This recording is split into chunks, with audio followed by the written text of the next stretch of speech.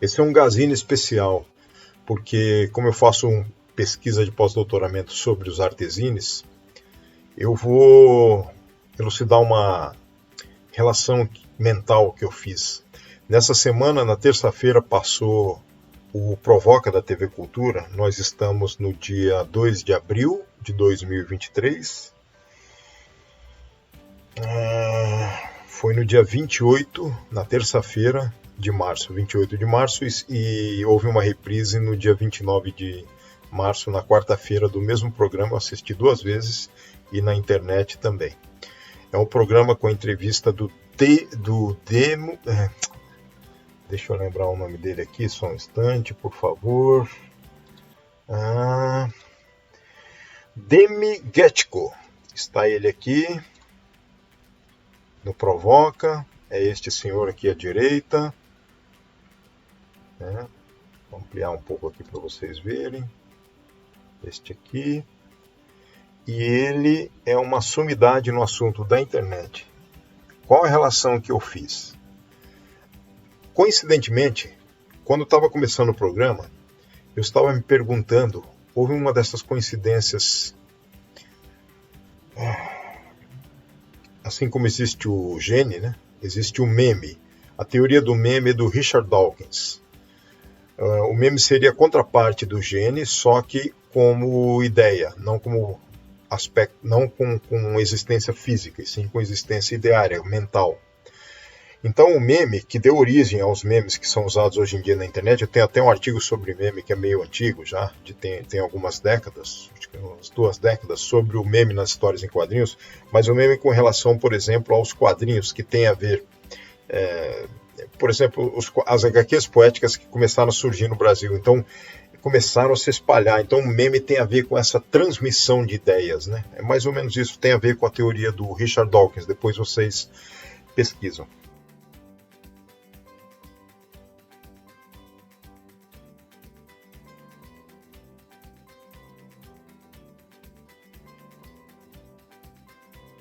Enfim, o pessoal anda consultando o meu artigo do meme, achando que vai encontrar esses memes atuais. Vai encontrar a origem, a razão, né, a origem, com a pesquisa da origem da onde vem a teoria do meme. Mas a partir daí eles podem encontrar o que querem através de outros textos. Mas onde eu quero chegar?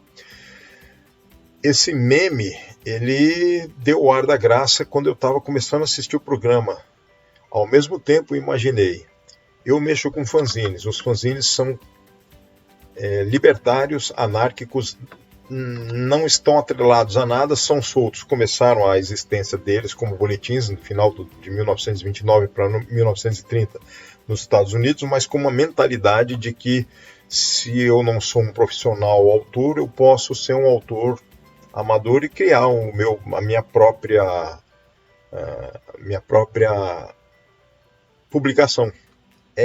A ideia é, eu externalizo minhas ideias e as ponho, e as troco com outros, sem compromisso nenhum com o mercado oficial e sem compromisso com lucro. Assim se foi formatando, entre aspas, né? Teórica e praticamente o fanzinato, os fanzines no mundo todo. Pois é. Então eu imaginei rapidamente, pensei, engraçado, a internet tem algo disso, embora ela esteja... Porque eu fiquei pensando, quando assisto YouTube ou mesmo programas, tem propagandas, o YouTube também e as outras redes, elas pedem as propagandas, as publicidades, elas se retroalimentam com o sistema oficial para obter lucro, né? E forçam os criadores de programas, de canais também a irem por esse caminho, senão eles perdem likes, etc. Bom, enfim, e perdendo likes, perdem também publicidade. Quem fala muito disso é o Maurício Ricardo no canal Fala MR. Maurício Ricardo é o chargista, criador do charges.com. Né? Bem, então eu associei essas ideias no momento que estava começando a assistir, lembrando que a internet existe, que a publicidade nela existe e que ela visa lucro, mas ao mesmo tempo ela é aberta. Para mim havia um pequeno paradoxo ali. Ela é aberta, mas ela me lembra o fanzine. O fanzine tem a ver. Que coisa esquisita. O fanzine é livre e libertário da questão do lucro, de almejar lucro, de obter lucro. A internet ela também existe como fanzinato, se espalha para todos, mas ela obtém lucro. Tem uma dicotomia, tem uma ambiguidade, um paradoxo entre um e outro, mas os dois têm a ver. Isso fervilhou na minha cabeça alguns instantes, muito rapidamente. Eu ainda não estou conseguindo externalizar como ele veio, mas veio nessa associação. Internet é fanzine e fanzine é internet? É uma questão que me veio, aparentemente, mesmo com as dualidades. E aí, houve uma resposta para esse meu pranto, para esse meu desejo de obter um resultado desse questionamento. Foi quando eu assisti esse programa, no mesmo instante, ele começou a se desenrolar.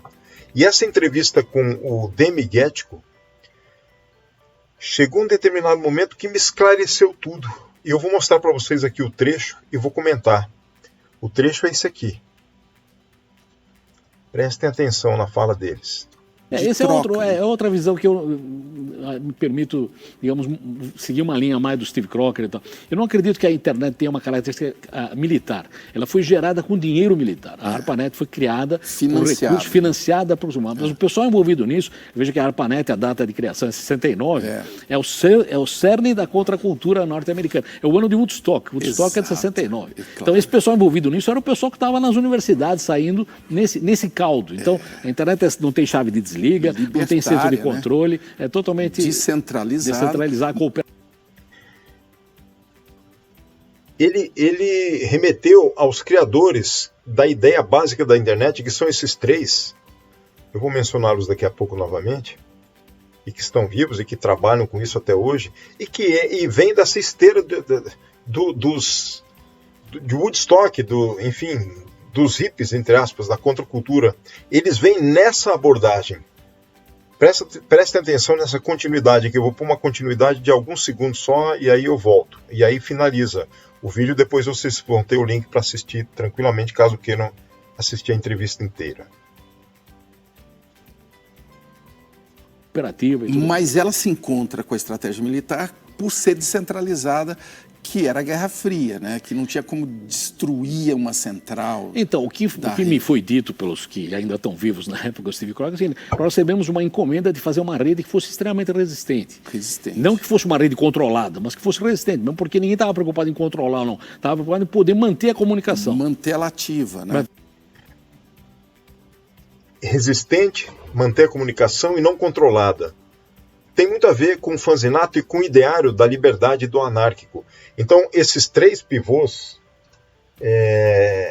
que desenvolveram a internet, vou passar os nomes deles aqui novamente para a gente ver. Só um instante para poder pegar aqui. John Postel, Steve Crocker e Vint Cerf, os pioneiros da internet. Vejam a postura deles, a foto deles, vejam como eles estão. E eles vêm desse período, 1967, 68, 69, nesse período, quando a contracultura, quando toda essa elasticidade de um movimento hippie, underground, das pessoas que querem uma liberdade maior, e eles vêm dessa esteira, e eles trabalharam esses conceitos de liberdade, de comunicação expandida entre todos, sem vínculo com essa questão de lucro ou de cerceamento ou, enfim, de organização de que fosse monitorada, nada disso. Eles vieram com essa proposta, com a ARPANET, e aí se transformou na internet. E hoje nós voltamos a essa escala, quer dizer, temos uma internet livre, libertária, anárquica, ao mesmo tempo cheia de problemas, né? Como é que eles chamam? Deep Web, né? Eu nem uso, mas já ouvi falar, já sei que ela é grave. E muita coisa da Deep Web eu já sei que já está vindo também para a web normal, o que é perigoso. Mas independente disso tudo, essa questão da internet, quando eu comecei a assistir o programa um pouco antes, para o início, eu comecei a ter uma reflexão, como eu falei para vocês no começo do vídeo. A relação da internet com os fanzines me veio claramente. Falei, há uma relação, embora elas estejam em caminhos opostos em algum outro nível, que é o nível de obter lucro, por exemplo. Mas tirando essa área, essa categoria, as outras de estarem expansivas, de estarem para todos, livres e intercomunicáveis, né? Intercambiáveis, tem muito a ver com o fanzinato, com os fanzines. E aí, quando o Demi Getko fez essa informação, colocou essa informação de que ele está mais na linha de defesa de que os 3 que desenvolveram a internet não tem a ver com a área com a área do Exército, da Marinha, da Aeronáutica, a área militar, não tem a ver com a área militar, e sim com essa questão de ter uma intercomunicação mundial, só que depois foi usada a Guerra Fria, etc., mas a base era essa, chamaram eles para isso, quer dizer, pensaram isso. É incrível, é fundamental de que o pensamento básico da internet é o libertário, anárquico e o criativo, de não visar um segregamento, enfim, algo que faça que prenda, né? Nada disso. É que esteja livre para todos esse acesso, que tem muito a ver com o pensamento anárquico, caótico, criativo do fanzinato. E aí veio essa informação do Demi como uma grande resposta naquele ínterim em que no começo eu estava tendo esse questionamento.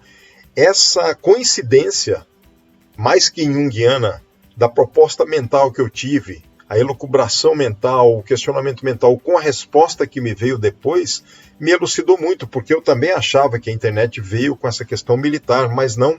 Ele esclareceu que veio de outra maneira, mais livre, para depois ela ser tomada do jeito que foi. E, enfim, agora também com essa questão do objetivo de ter lucro, etc., permeando isso tudo. Mas, independente disso, ela tem a mesma premissa anárquica do fanzinato.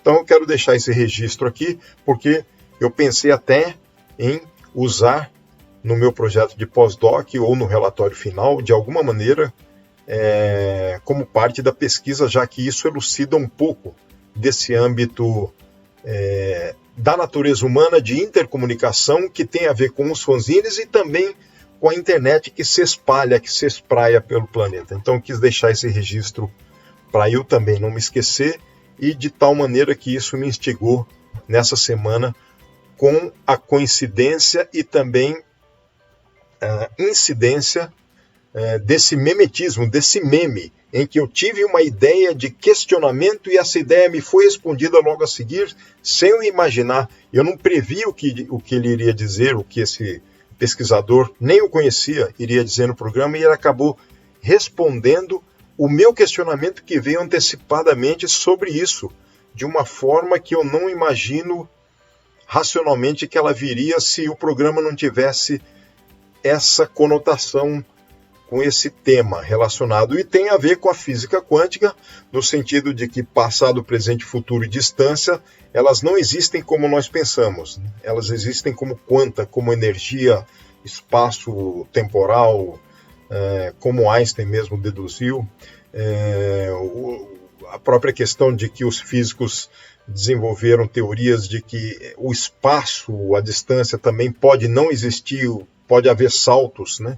E esses saltos são os spins do elétron e das micropartículas. Enfim, eu não me lembro muito bem mais, mas eu cheguei a estudar isso no meu doutorado, tem um pouco a ver com essas questões, que incidem também e podem aportar e ter uma relação com a teoria do meme do Richard Dawkins, em que ele fez uma teoria cognitiva, ele desenvolveu uma teoria cognitiva baseada nisso, que se baseia nos genes, e que pode ter um fundamento científico se for analisada por um âmbito estritamente mais científico, que é o da física, e aí o da física das micropartículas. Eu não vou me estender mais com isso, porque isso são também elucubrações minhas a partir do parco conhecimento que eu tenho, mas que fazem essa relação espaço contínuo, temporal, e memética do memetismo, em que eu tive uma abordagem mental no começo do programa, um pouco antes dele vir, para logo em seguida, para depois eu ser respondido em algo que me veio.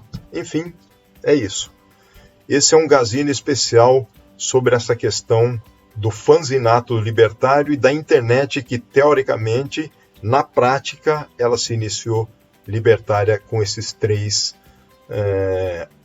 undergrounders. O John Postel, Vou pôr de novo eles aqui para vocês. O Steve Crocker e o Vint Cerf, pioneiros da internet que comemoram 25 anos da ARPANET. Essa Newsweek é de 1994, então esses 25 anos são em relação a 1994, né? É isso. Ou seja, mais tempo ainda. Grande abraço a todos, até o próximo Gazini.